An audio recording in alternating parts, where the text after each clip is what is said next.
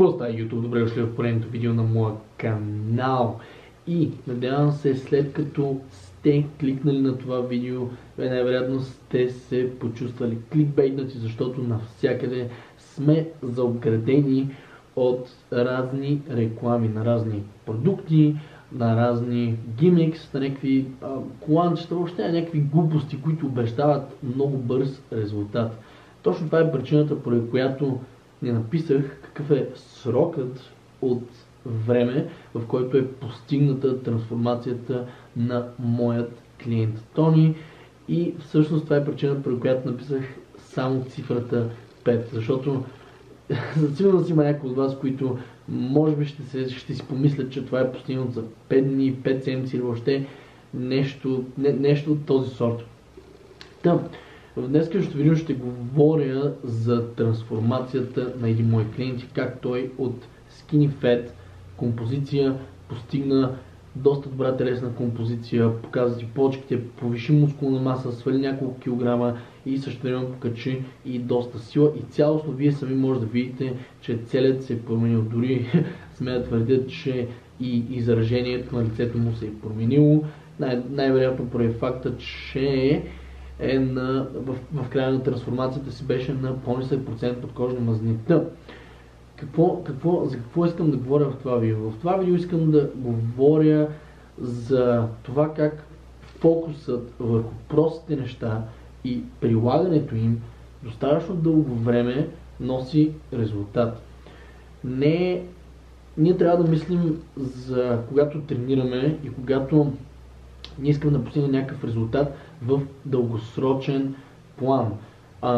И когато ние мислим в дългосрочен план, а не в краткосрочен, реално, тогава можем да се фокусираме върху нещо и всъщност точната дума тук е да се фокусираме върху нещо, да се фокусираме върху едно нещо. Какво имам предвид по това да се фокусираме върху едно нещо?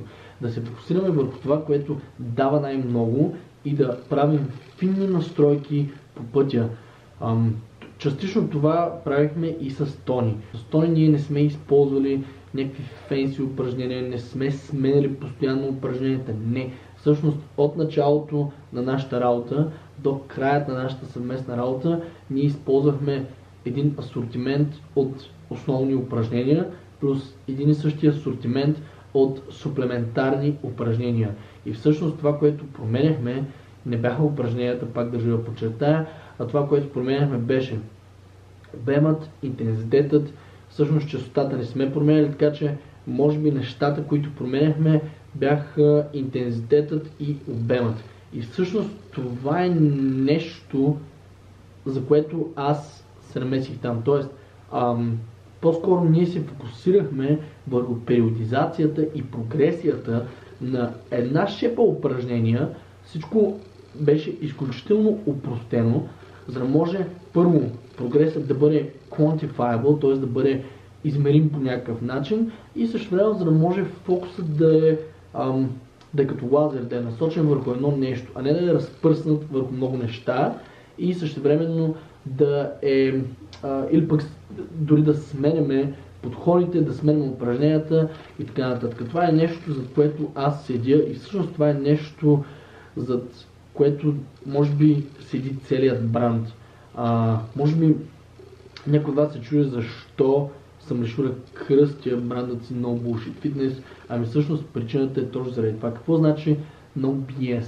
No BS е да разкараме абсолютно всичко, което е неесенциално и да остане есенция, да остане това, което дава най-много резултат, за да можем да се фокусираме изключително много върху него и да получим максимален резултат. Да станем много добри в това, което дава най-много. И цялостно това е може би нещо, върху което аз се стремя през целия си живот. Тоест аз се стремя да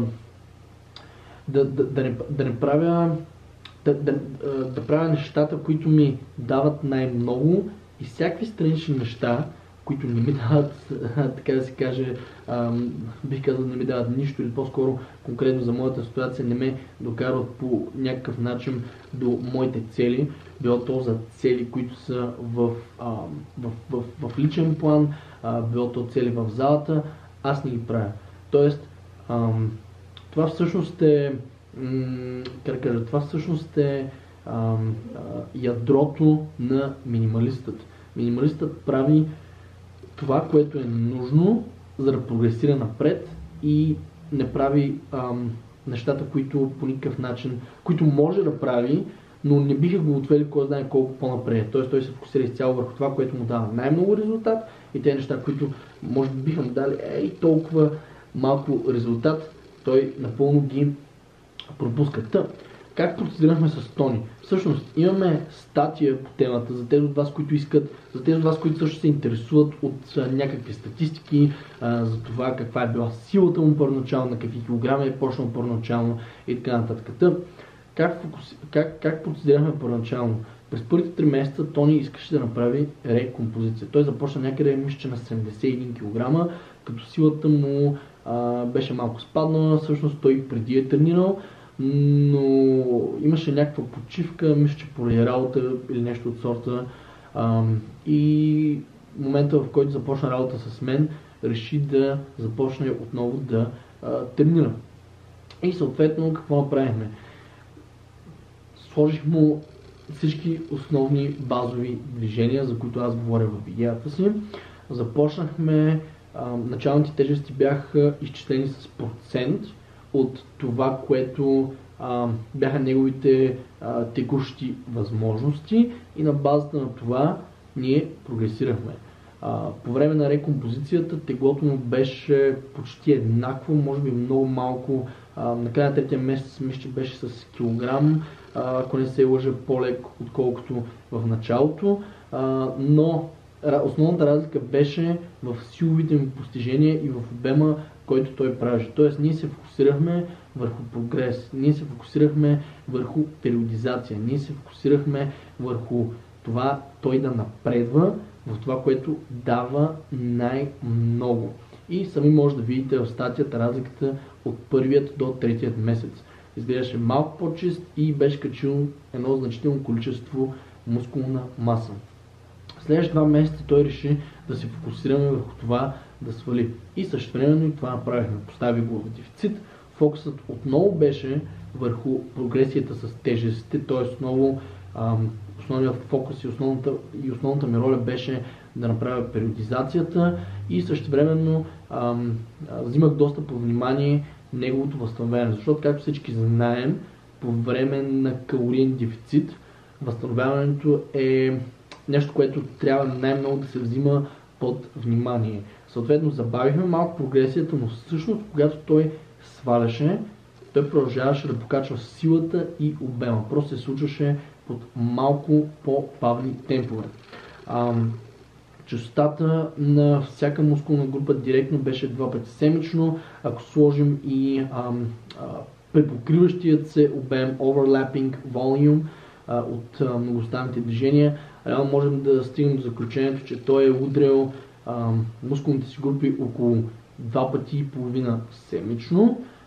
И същевременно схемата беше точно като за него, като за intermediate lifter. Тоест имаше една тежка сесия и една по-лека сесия, като целта на по-леката сесия беше не толкова да се вдига тежко, да се натрупа обем с по-нисък интензитет, за да може да се предизвика по-добро възстановяване и също време да не попречи на възстановяването от стресът от първата тренировка, която всъщност беше по-тежка. Това е накратко схемата, която използваме с него.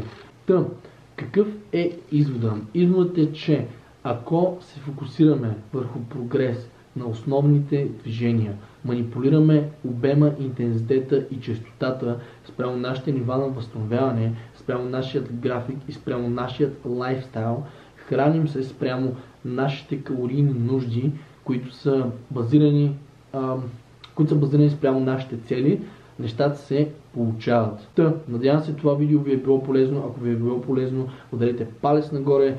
Линковете към социалните медии може да намерите по-долу. И by the way, имаме вече нова Facebook страница, така че искам да ви призова да ударите един палец нагоре. И както винаги YouTube, аз съм какво? Аз съм out.